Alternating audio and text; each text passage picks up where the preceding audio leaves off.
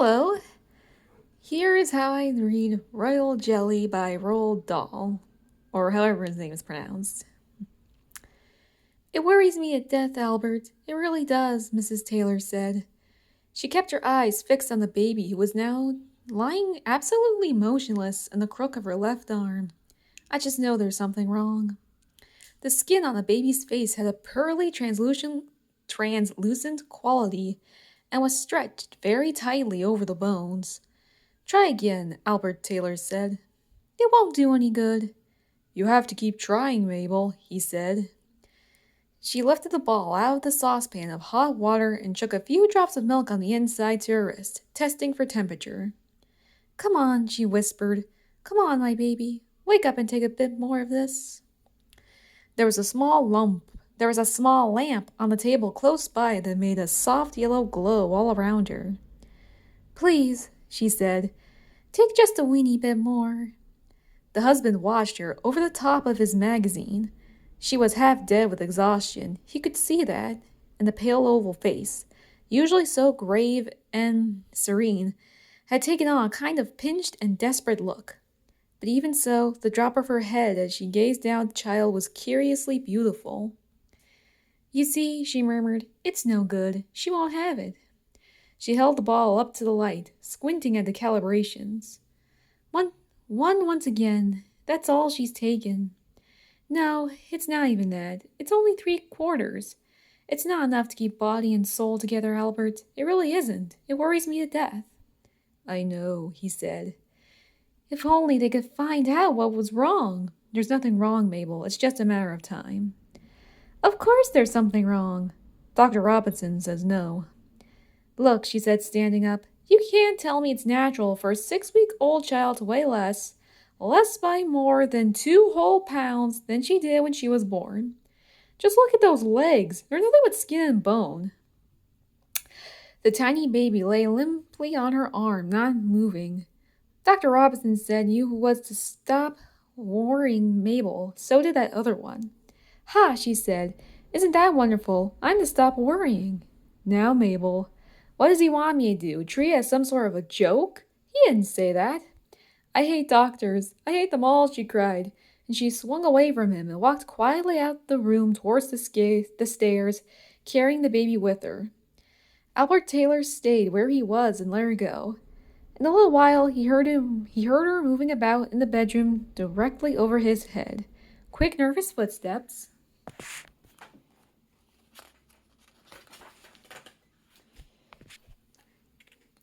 Going tap, tap, tap on the linoleum above.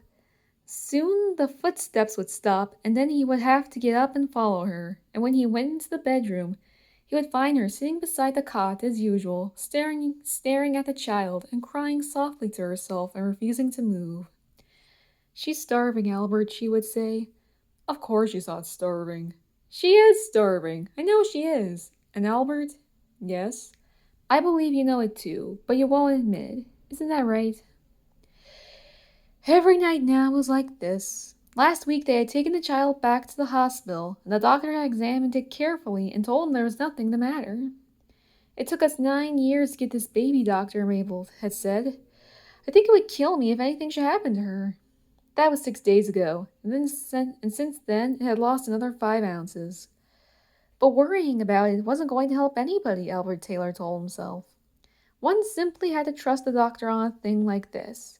He picked up the magazine that was still lying on his lap and glanced idly down the list of contents to see what it had to offer this week.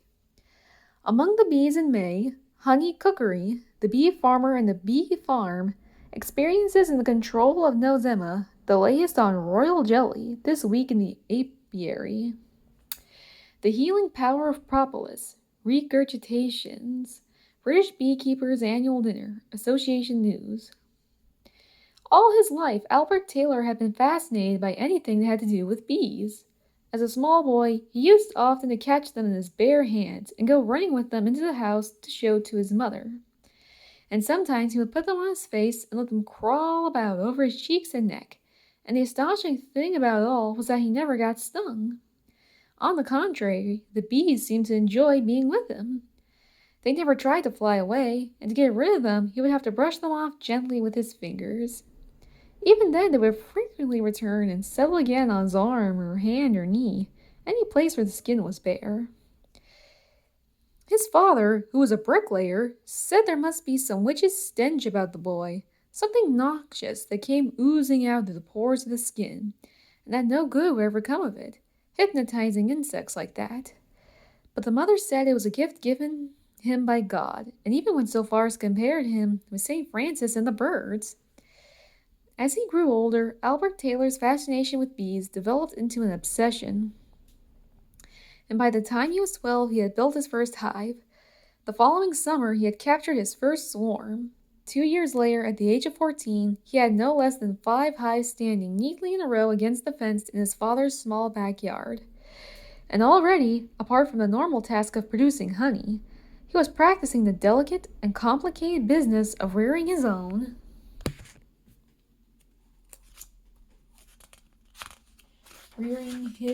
queens, grafting larvae into artificial cell cups, and all the rest of it.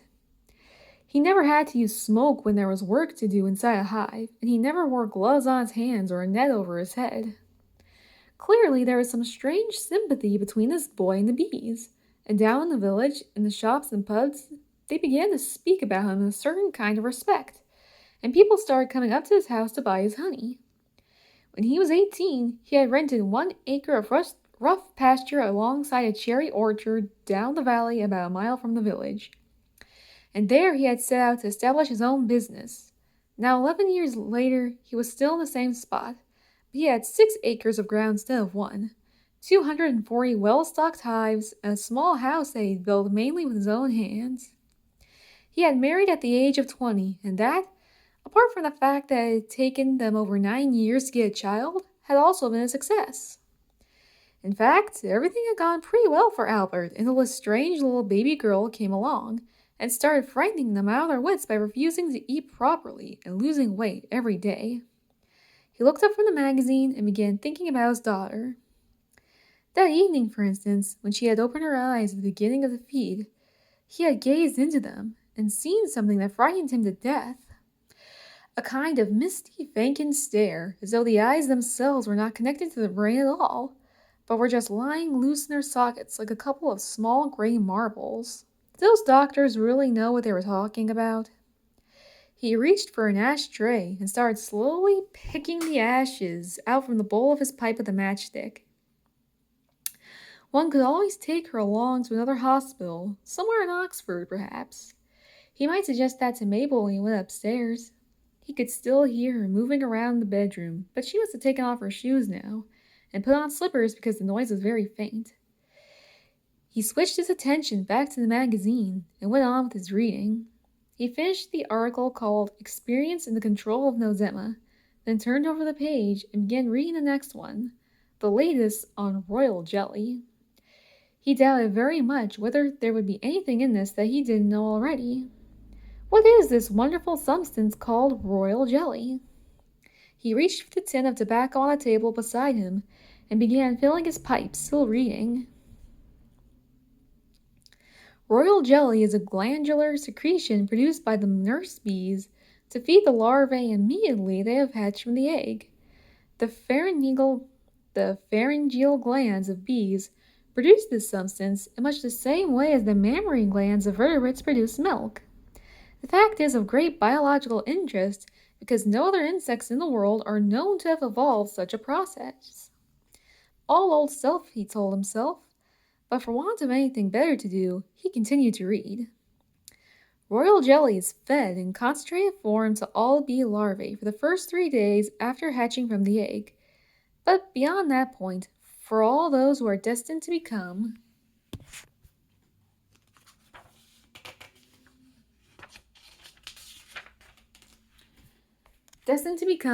drones or workers, this precious food is greatly diluted with honey and pollen. On the other hand, the larvae which are destined to become queens are fed throughout the whole of their larval period on a concentrated diet of pure royal jelly, hence the name. Above him, up in the bedroom, the noise of the footsteps had stopped altogether. The house was quiet. He struck a match and put it to his pipe.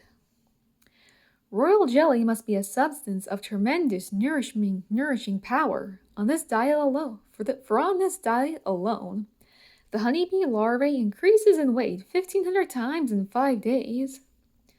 That was probably about right, he thought, although for some reason it had never occurred to him to consider larval growth in terms of weight before.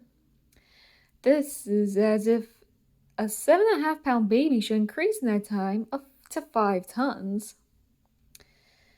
Albert Taylor stopped and read that sentence again. He read it a third time. This is as if a 7.5-pound baby. Mabel, he cried, jumping up from his chair. Mabel, come here. He went out into the hall and stood at the foot of the stairs calling for her to come down. There was no answer. He ran up the stairs and switched on the light on the landing. The bedroom door was closed. He crossed the landing and opened it and stood in the doorway looking into the dark room. Mabel, he said, come downstairs a moment, will you please? I've just had a bit of an idea. It's about the baby. The light from the landing behind him cast a faint glow over the bed, and he could see her dimly now, lying on her stomach with her face burying in the pillow and her arms up over her head. She began crying again. Mabel, he said, going over to her, touching her shoulder. Please come down a moment. This may be important. Go away, she said. Leave me alone. Don't you want to hear about my idea? Oh, Albert, I'm tired, she sobbed. I'm so tired. I don't know what I'm doing anymore. I don't think I can go on. I don't think I can stand it. There was a pause. Albert Taylor turned away from her and walked slowly over to the cradle where the baby was lying and peered in. It was too dark for him to see the child's face, but when he bent down close, he could hear the sound of breathing, very faint and quick. What time is the next feed? He asked. 2 o'clock, I suppose. And the one after that? 6 in the morning. I'll do them both, he said. You go to sleep. She didn't answer. You get properly into bed, Mabel, and go straight to sleep, you understand? And stop worrying. I'm taking over completely for the next 12 hours. You'll give yourself a nervous breakdown going on like this. Yes, she said. I know. I'm taking the nipper and myself and the alarm clock into the spare room this very moment. So you just lie down, relax, and forget all about us, right? Already he was pushing the cradle out through the door.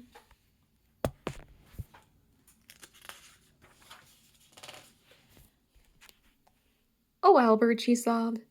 Don't you worry about a thing. Leave it to me. Albert? Yes? I love you, Albert.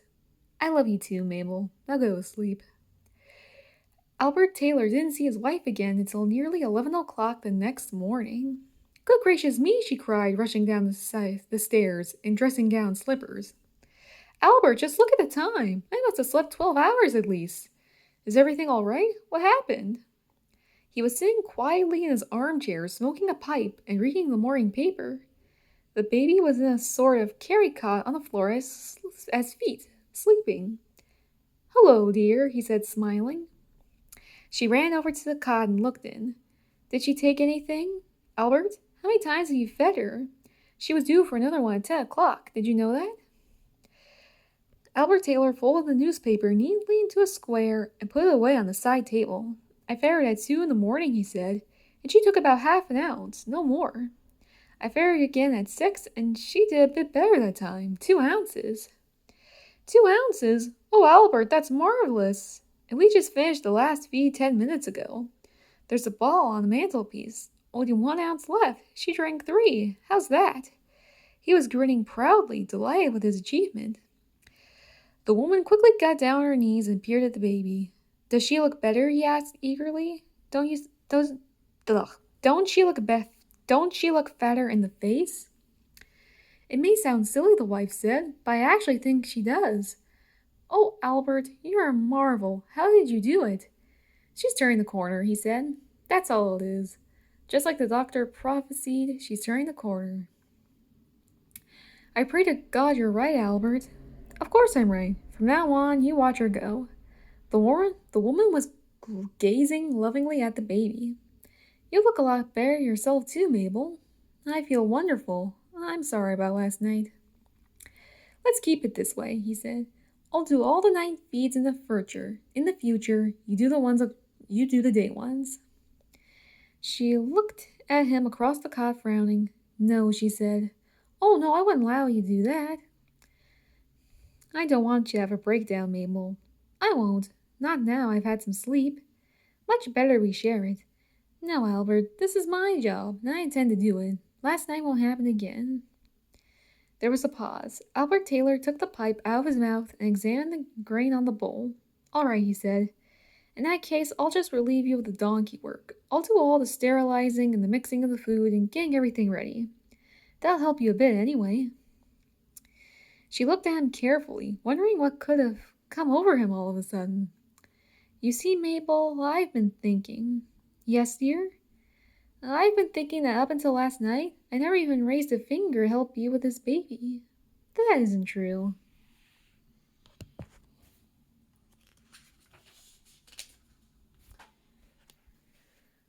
Oh, yes, it is. I've decided that from now on, I'm going to do my share of the work. I'm going to be the feed mixer and the bottle sterilizer, right? It's very sweet of you, dear, but I really don't think it's necessary. Come on, he cried. Don't change the luck. I've done it the last 3 times, and just look what happened. What's the next one? 2 o'clock, isn't it? Yes. It's all mixed, he said. Everything's all mixed and ready, and all you've got to do when the time comes is to go out there to the larder and take it off the shelf and warm it up. That's some help, isn't it? The woman got up off her knees and went over to him and kissed him on the cheek. You're such a nice man, she said. I love you more and more every day. I know you. Later in the middle of the afternoon, when Albert was outside in the sunshine working among the hives, he heard her calling to him from the house. Albert, Albert, she shouted. Albert, come here. She was running through the buttercups towards him. He started forward to meet her, wondering what was wrong. Oh, Albert, guess what? What? I've just finished giving her the 2 o'clock feed and she's taken the whole lot. No. Every drop of it. Oh, Albert, I'm so happy. She's going to be all right. She's turned the corner, just like you said. She came up to him and threw her arms around his neck and hugged him. And he clapped her on the back and laughed and said what a marvelous little mother she was. Will you come in and watch the next one and see if she does it again, Albert? He told her he wouldn't miss it for anything, and she hugged him again. Then turned and ran back to the house, skipping over the grass and singing all the way. Naturally, there was a certain amount of suspense in the air as the time approached for the 6 o'clock feed. By 5:30, both parents were already seated in the living room, waiting for the moment to arrive. The bottle with the milk formula in it was standing in a saucepan of warm water on the mantelpiece. The baby was asleep in its carry cot on the sofa. At 20 minutes to 6, it woke up and started screaming its head off. There you are, Mrs. Taylor cried. She's asking for the ball. Pick her up quick, Albert, and hand her to me here. Give me the ball first. He gave her the ball, then placed the baby on the woman's lap. Cautiously, she touched the baby's lip with the end of the nipple. The baby seized the nipple between its gums and began to suck ravenously with a rapid, powerful action. Oh, Albert, isn't it wonderful? She said, laughing. It's terrific, Mabel. In 7 or 8 minutes, the entire contents of the ball had disappeared down the baby's throat. You clever girl, Mrs. Taylor said. 4 ounces again. Albert Taylor was leaning forward in his chair, peering intently into the baby's face. You know what? He said. She even seems as though she's put on a touch of weight already. What do you think? The mother looked down at the child. Don't she seem bigger and fatter to you, Mabel, than she was yesterday?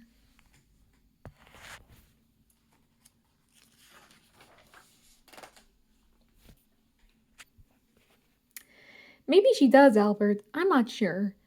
Although actually there couldn't be any real gain such a short time as this. The important thing is that she's eating normally. She's turned the corner, Albert said. I don't think you need to worry about her anymore. I certainly won't. You want me to go up and fetch the cradle back into her own bedroom, Mabel? Yes, please, she said. Albert went upstairs and moved the cradle. The woman followed with the baby. After changing its nappy, she laid it gently down on its bed. Then she covered it with sheet and blanket. Doesn't she look lovely, Albert? She whispered. Isn't that the most beautiful baby you ever seen in your entire life? Leave her be now, Mabel, he said. Come on downstairs and cook us a bit of supper. We both deserve it.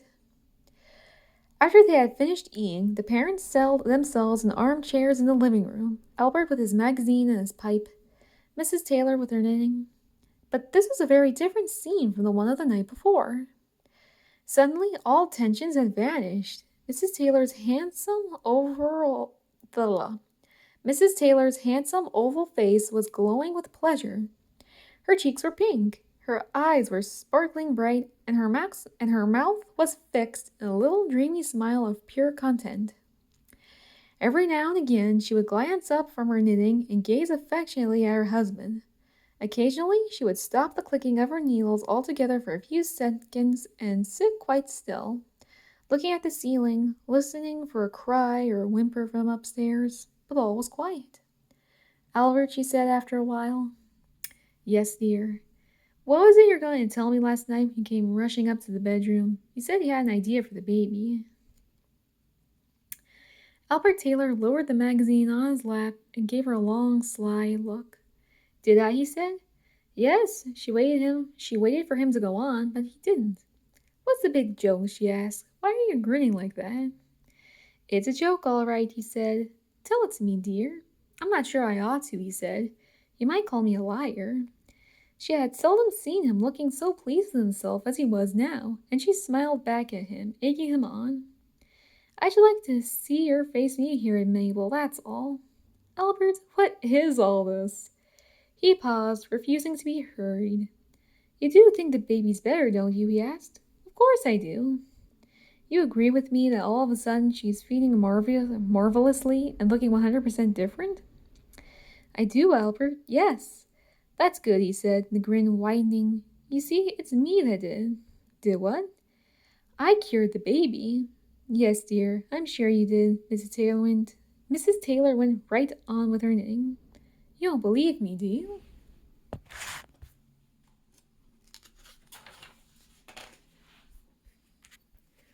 Of course I believe you, Albert. I give you all the credit, every bit of it.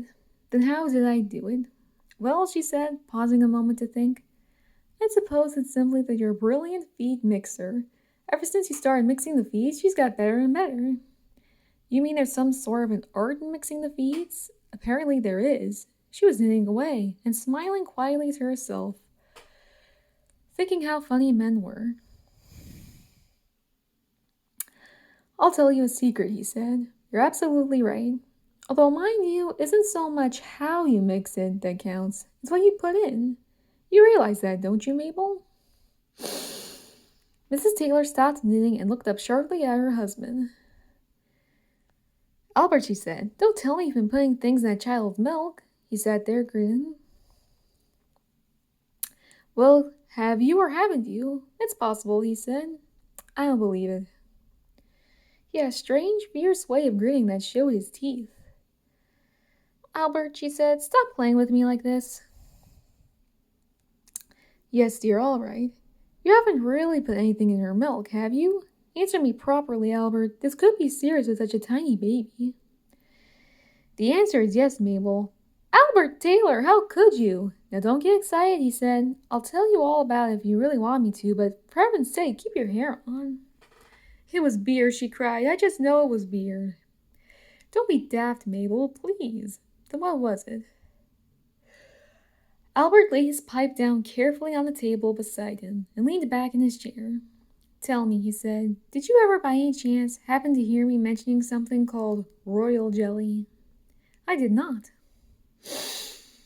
It's magic, he said. Pure magic. And last night I suddenly got the idea that if I was to put some of this into the baby's milk. How dare you? Now, Mabel, you don't even know what it is yet. I don't care what it is, she said. You can't go putting foreign bodies like that into a tiny baby's milk. You must be mad. It's perfectly harmless, Mabel. Otherwise, I wouldn't have done it. It comes from bees. I might have guessed that. And it's so precious that practically no one can afford to take it. When they do, it's only one little drop at a time. And how much did you give to our baby, might I ask? Ah, he said. That's the whole point. That's where the difference lies. I reckon that our baby, just in the last 4 feeds, has already swallowed about 50 times as much royal jelly as anyone else in the world has ever swallowed before. How about that? Albert, stop pulling my leg. I swear it, he said proudly. She sat there staring at him, her brow wrinkled, her mouth slightly open. You know what this stuff actually costs, Mabel, if you want to buy it? There's a place in America. Advertisements? I think is what it's called. Advertisements? Advertising. Ing it for the sale at this very moment for something like $500 a pound jar. $500. That's more than gold, you know. She hadn't the faintest idea what he was talking about. I'll prove it, he said, and he jumped up and went across to a large bookcase where he kept all his literature about bees. On the top shelf, the back numbers of the American Bee Journal were neatly stacked alongside those of the British Bee Journal, Bee Craft, and other magazines. He took down the last issue of the American Bee Journal and turned to a page of small classified advertisements at the back. Here you are, he said, exactly as I told you. We sell royal jelly. 480 pounds per jar. $480 per pound jar wholesale. He handed her the magazine so she could read it herself. Now do you believe me? This is an actual shop in New York, Mabel. It says so. It doesn't say you can go stirring it in the milk of a practically newborn baby, she said. I don't know what's coming over you, Albert. I really don't. It's scaring her, isn't it? I'm not so sure about that now. Don't be so damn silly, Mabel. You know it is. Then why haven't other people done it with their babies? I keep telling you, he said. It's too expensive. Practically nobody in the world can afford to buy royal jelly just for eating, except maybe 1 or 2 multimillionaires. The people who buy it are the big companies that make women's face creams and things like that. They're using it as a stunt. They mix a tiny pinch of it into a big jar of face cream, and it's selling like hotcakes for absolutely enormous prices. They claim it takes out the wrinkles. And does it? Now, how on earth will I know that, Mabel? Anyway, he said, returning to his chair, that's not the point. The point is this. It's done so much good to our little baby just in the last few hours that I think we ought to go right on giving it to her. Now don't interrupt, Mabel. Let me finish. I've got 240 hives out there, and if I turn over maybe 100 of them to making royal jelly, we ought to be able to supply her with all she wants. Albert Taylor, the woman said, stretching her eyes wide and staring at him. Have you gone out of your mind? Just hear me through, will you please? I forbid, she said. Absolutely. You're not going to give my baby another drop of that horrid jelly, you understand? Now, Mabel, and quite apart from that, we had a shocking honey crop last year. If you go fooling around with those hives now, there's no telling what might not happen. There's nothing wrong with my hives, Mabel. You know very well we only had half the normal crop last year. Do me a favor, will you, he said. Let me explain some of the marvelous things this stuff does. You haven't even told me what it is yet. All right, Mabel, I'll do that too. Will you listen? Will you give me a chance to explain it? She sighed and picked up her knitting once more. I suppose you might as well get off your chest, Albert. Go on and tell me.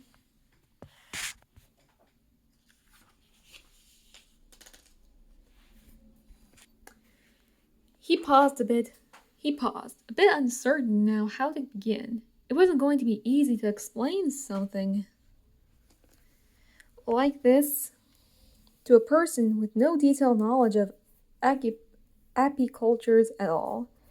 You know, don't you, he said, that each colony has only one queen? Yes, and that this queen lays all the eggs? Yes, dear, that much I know. All right.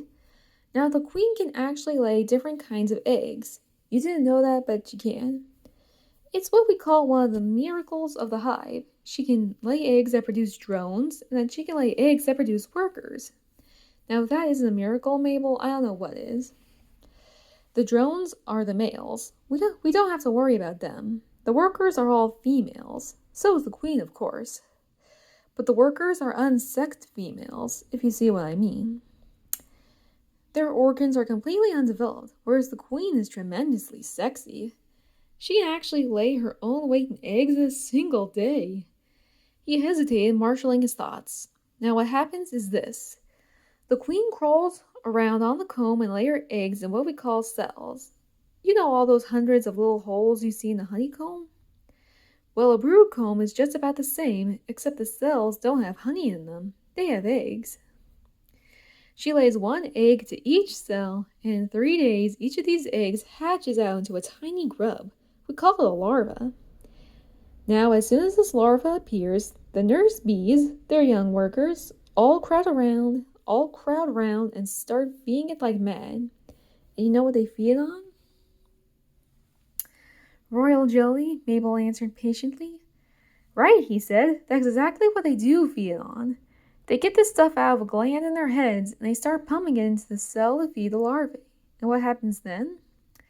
He paused dramatically, blinking at her with his small, watery gray eyes. Then he turned slowly in his chair and reached for the magazine that he had been reading the night before.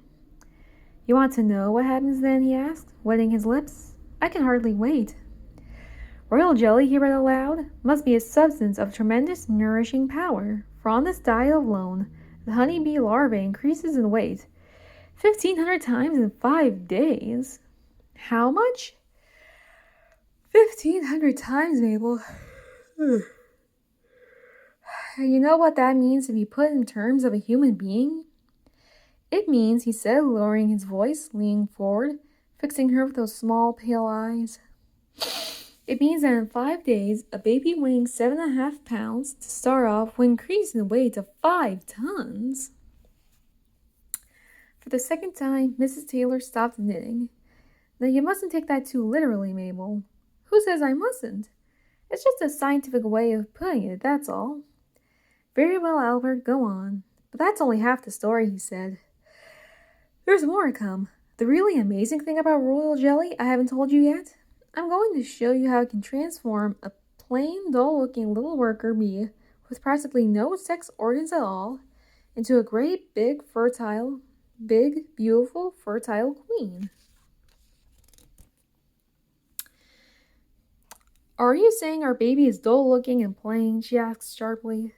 Now don't go putting words into my mouth, Mabel, please. Just listen to this. Did you know that the queen bee and the worker bee, although they are both completely different when they grow up, are both hatched out exactly the same kind of egg? I believe that, she said. It's true as I'm sitting here, Mabel. Honest it is. Anytime the bees want a queen to hatch out of the egg instead of a worker, they can do it. How? Ah, he said, shaking a thick forefinger in her direction. That's just what I'm coming to. That's the secret of the whole thing. Now, what do you think it is, Mabel, that makes this miracle happen? Royal jelly, she answered. You already told me. Royal jelly it is, he cried, clapping his hands and bouncing up on his seat.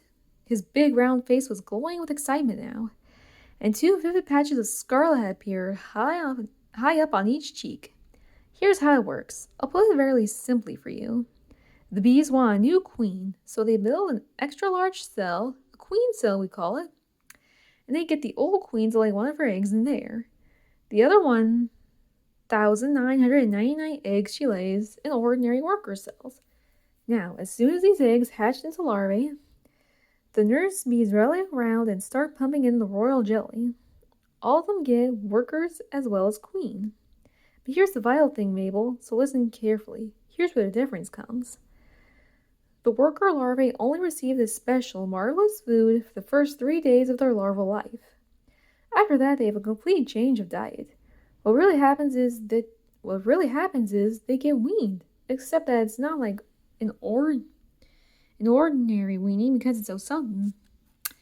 After the 3rd day, they're put straight away onto more or less routine bees' food, a mixture of honey and pollen. And then about 2 weeks later, they emerge from the cells as workers. But not so the larva in the queen cell. This one gets royal jelly all the way through its larval life. The nurse bees simply pour it into the cell, so much so in fact that the little larva is literally flowing in it. And that's what makes it into a queen. You can't prove it, she said. Don't talk so damn silly, Mabel, please. Thousands of people have proved it time and time again. Famous scientists in every country in the world. All you have to do is take a larvae out of a worker cell and put it in a queen cell. Queen cell. That's what we call grafting, and just so long as the nurse bees keep it well supplied with royal jelly, then presto, it'll grow up into a queen. And what makes it more marvelous still is the absolutely enormous difference between a queen and a worker when they grow up. The abdomen is a different shape. The sting is different. The legs are different. In what way are the legs different, she asked, testing him. The legs? Well, the workers have little pollen baskets on their legs for carrying pollen. The queen has none. Now here's another thing. The queen has fully developed sex organs. The workers don't. And most amazing of all, Mabel, the queen lives for an average of 4 to 6 years. The worker hardly lives that many months. And all this difference simply because of one of them got royal jelly and the other didn't. It's pretty hard to believe, she said, that food can do all that. Of course it's hard to believe. It's another of the miracles of the hive. In fact, it's the biggest bloody miracle of them all. It's such a hell of a big miracle that's baffled the greatest men of science for hundreds of years. Wait a moment, stay there, don't move. Again, he jumped up and went over to the bookcase and started rummaging through the books and magazines. I'm going to find you a few of the reports. Here we are, here's one of them. Listen to this. He started reading aloud from a copy of the American Bee Journal. Living in Toronto at the head of a fine research laboratory given to him by the people of Canada in recognition of his truly great contribution to humanity in the discovery of insulin, Dr. Frederick A. Banting became curious about royal jelly. He requested his staff to do a basic fractional analysis. He paused. Well, there's no read to read at all, but here's what happened. Dr. Banting and his people took some royal jelly from queen cells that contained two-day-old larvae, and then they started analyzing it. And what do you think they found? They found, he said, that royal jelly contained phenols, sterols, glycerols, dextrose, and, now here it comes, and 80 to 85% unidentified acids. He stood beside the bookcase with the magazine in his hand, smiling a funny little furtive smile of triumph, and his wife watched him bewildered. He was not a tall man. He had a thick, plump, pulpy-looking body that was built close to the ground on abbreviated legs. The legs were slightly bowed. The head was huge and round, covered with bristly, short-cut hair, and the grayer part of the face, now that he'd given up shaving altogether, was hidden by a brownish-yellowish fuzz about an inch long. In one way and another, he was rather grotesque to look at. There was no denying that. 80 to 85%, he said, unidentified acids. Isn't that fantastic? He turned back to the bookshelf and began hunting through the other magazines. What does it mean, unidentified acids? That's the whole point. No one knows. Not even Banting could find out. You heard of Banting? No. He just happens to be about the most famous living doctor in the world today, that's all. Looking at him now as he buzzed around in front of the bookcase with his bristly head and his hairy face and his plump, pulpy body, she couldn't help thinking that somehow, in some curious way, there was a touch of the bee about this man. She had often seen women grow up to look like the horses that they rode, and she had noticed that people who bred birds, or bull terriers, or Pomeranians frequently resembled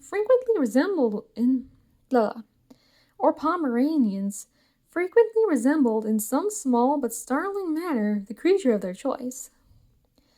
But up until now, it had never occurred to her that her husband might look like a bee. It shocked her a bit. And did Banting ever try to eat it, he asked? This royal jelly? Of course he didn't eat it, Mabel. He didn't have enough for that. It's too precious. You know something, she said, staring at him but smiling a little all the same. You're beginning to look just a tiny bit like a bee yourself. Did you know that? He turned and looked at her. I suppose it's the beard mostly, she said. I do wish you'd stop wearing it. Even the color is sort of beige, don't you think? What the hell are you talking about, Mabel? Do you want to hear any more of this, or don't you? I mean, what the hell are you talking about, Mabel? Albert, she said, your language. Do you want to hear any more of this, or don't you? Yes, dear, I'm sorry. I was only joking. Do go on. He turned away again and pulled another magazine out of the bookcase and began leafing through the pages. Now, just listen to this, Mabel. In 1939, Hale experimented with 21 day-old rats, injecting them with royal jelly in varying amounts. As a result, he found a precocious follicular development of the ovaries directly in proportion to the quantity of royal jelly injected. There, she cried. I knew it. Knew what? I knew something terrible would happen. Nonsense. There's nothing wrong with that. Now here's another, Mabel. Still and Burdett found that a male rat with hitherto had been unable to breed. Upon receiving Still and Burdett found that a male rat which hitherto had been unable to breed, upon receiving a minute daily dose of royal jelly, became a father many times over. Albert, he cried, this stuff is much too strong to give to a baby. I don't like it at all. Nonsense, Mabel. Then why do they only try out on rats? Tell me that. Why don't some of these famous scientists take it themselves? They're too clever, that's why. Do you think Dr. Banting is going to risk finishing up with precious ovaries? Not him. But they have given it to people, Mabel. Here's a whole article about it. Listen. He turned the page and began reading from the magazine. In Mexico, in 1953, a group of enlightened physicians began prescribing minute doses of royal jelly for such things as cerebral neuritis, arthritis, diabetes, auto-intoxication from tobacco, impotence in men, asthma, croup, and gout. There are stacks of signed testimonials. A celebrated stockbroker in Mexico City contracted a particularly stubborn case of psoriasis. Psoriasis? Is that how you pronounce it? Anyhow, he became physically unattractive. His clients began to forsake him. His business began to suffer.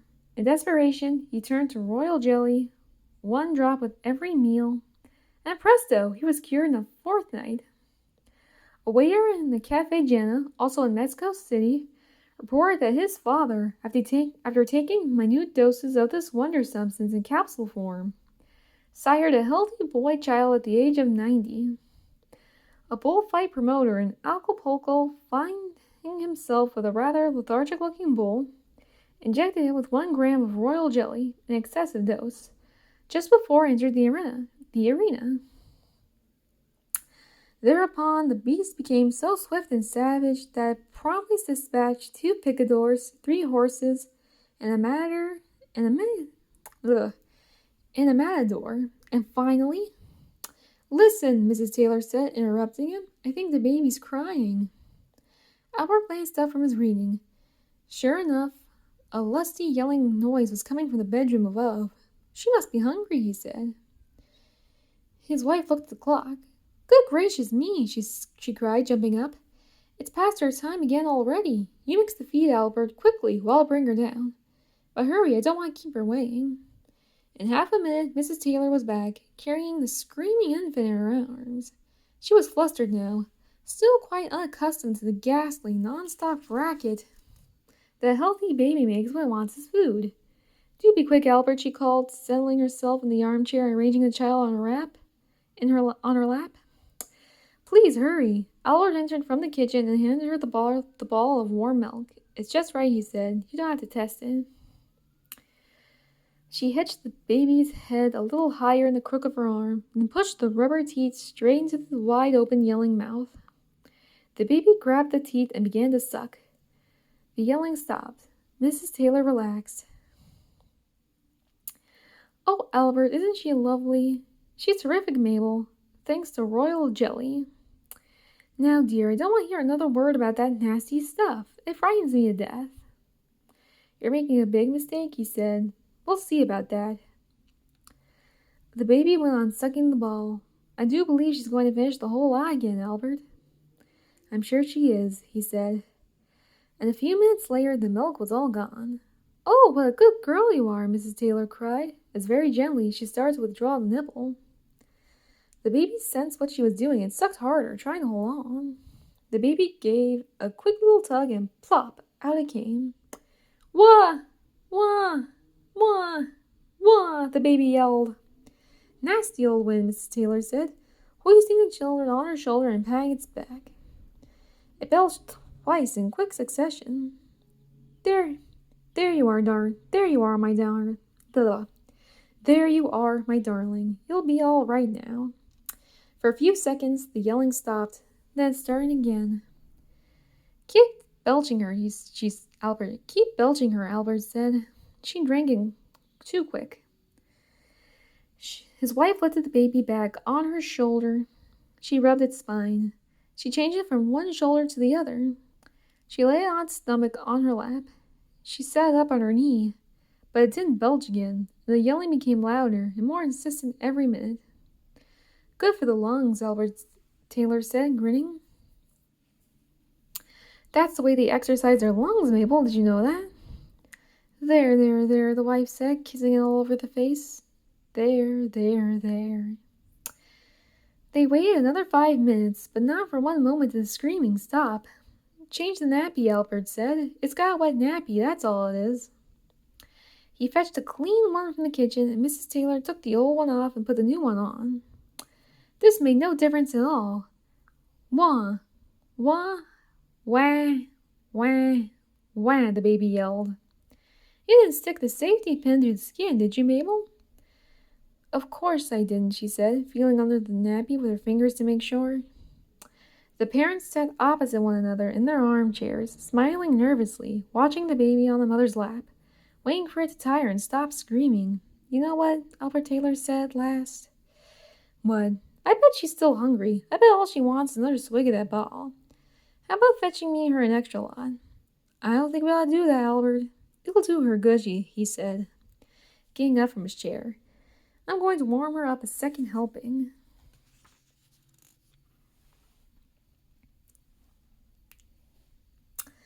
He went into the kitchen and was away several minutes. When he returned, he was holding a bottle brim full of milk. I made her a double, he announced. 8 ounces, just in case. Albert, are you mad? Don't you know it's just as bad to overfeed as it is to underfeed? You don't have to give her the lot, Mabel. You can stop any time you like. Go on, he said, standing over her. Give her a drink. Mrs. Taylor began to tease the baby's upper lip with the end of the nipple. The tiny mouth closed like a trap over the rubber teeth, and suddenly there was a silence in the room. The baby's whole body relaxed, and a look of absolute bliss came over its face as it started to drink. There you are, Mabel. What did I tell you? The woman didn't answer. She's ravenous, that's what she is. Just look at her suck. Mrs. Taylor was watching the level of the milk in the bottle. It was dropping fast, and before long, 3 or 4 ounces out of the 8 had disappeared. There, she said, that'll do. You can't pull away now, Mabel. Yes, dear, I must. Go on, woman, give her the rest and stop fussing. But Albert, she's famished, can't you see that? Go on, my beauty, he said. You finish the ball. I don't like Albert, the wife said, but she didn't pull the ball away. She's making up for lost time, Mabel, that's all she's doing. 5 minutes later, the bottle was empty. Slowly, Mrs. Taylor withdrew the nipple, and this time, there was no protest from the baby, no sound at all. It lay peacefully on the mother's lap, the eyes glazed with contentment, the mouth half open, the lips smeared with milk. 12 whole ounces, Mabel, Albert Taylor said. 3 times the normal amount. Isn't that amazing? The woman was staring down at the baby, and now the old anxious, tight-lipped look of the frightened mother was slowly returning to her face. What's the matter with you? Albert asked. You're not worried by that, are you? You can't expect her to go back to normal in a lousy 4 ounces. Don't be ridiculous. Come here, Albert, she said. What? Oh, what? I said come here. He went over and stood beside her. Take a look and tell me if you see anything different. He peered closely at the baby. She seems bigger, Mabel, if that's what you mean. Bigger and fatter. Hold her, she ordered. Go on, pick her up. He reached out and lifted the baby up off the mother's lap. Good God, he cried. She weighs a ton. Exactly. Now isn't that marvelous, he cried, beaming. I'll bet she must be back to normal already. It frightens me, Albert. It's too quick. Nonsense, woman. It's that disgusting jelly that's done, she said. I hate the stuff. There's nothing disgusting about royal jelly, he answered, indignant.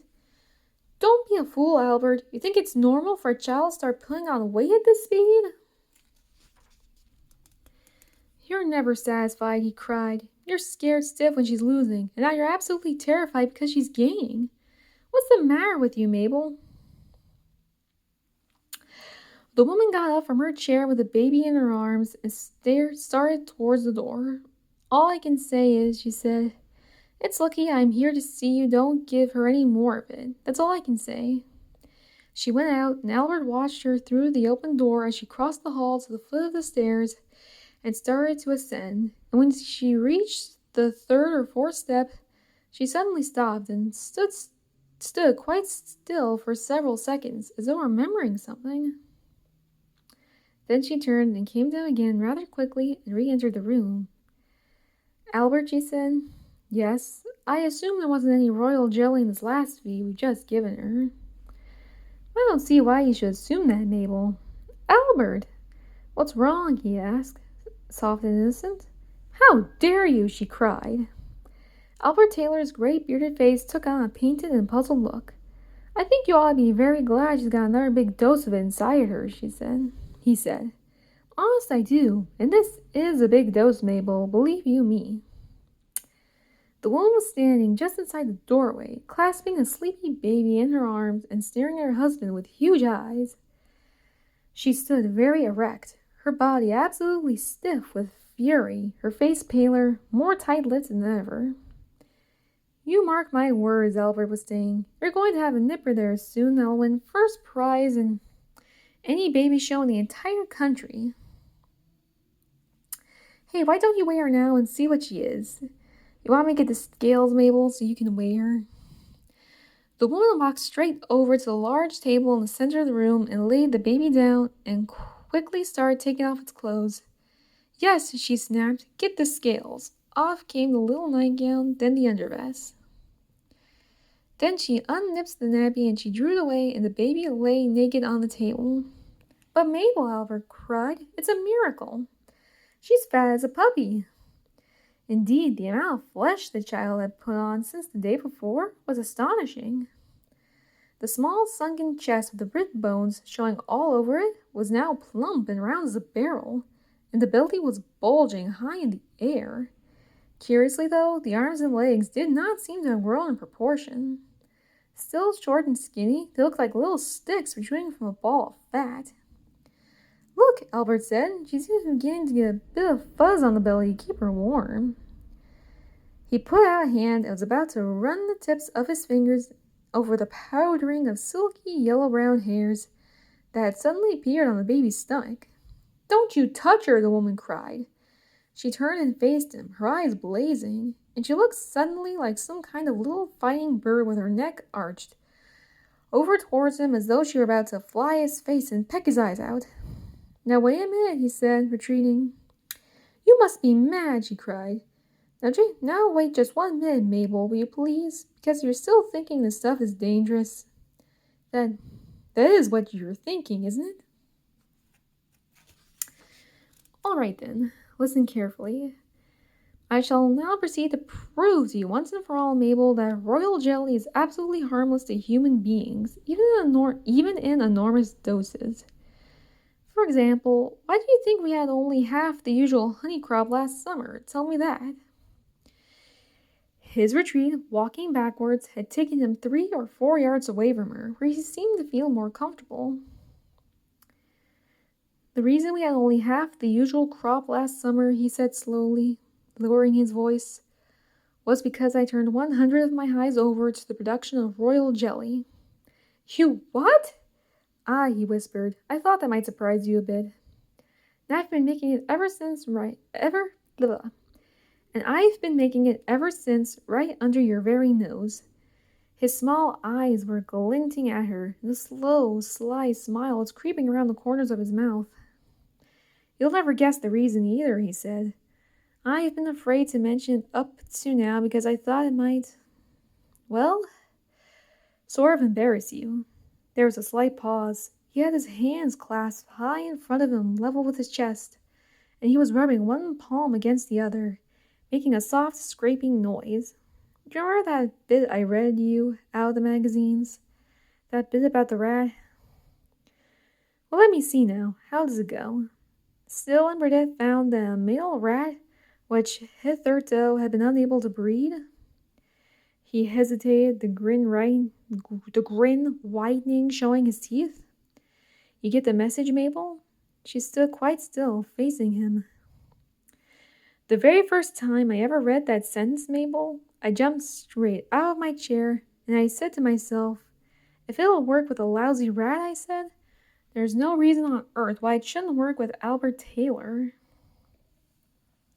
He paused again, craning his head forward and turning one ear slightly in his wife's direction, waiting for her to say something, but she didn't. And here's another thing, he went on. It made me feel so absolutely marvelous, Mabel, and so sort of completely different to what it was before, that I went right on taking it even after you announced the joyful tidings.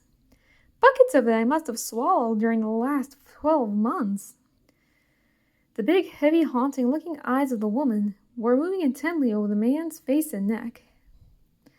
There was no skin showing at all on the neck, not even at the sides below the ears. The whole of it, to a point where it disappeared into the collar of the shirt, was covered all the way around with those shortest silky hairs, yellowy black. Mind you, he said, turning away from her, gazing lovingly now at the baby. It's going to work far better on a tiny infant than on a fully developed man like me. You've only got to look at her to see that, don't you agree?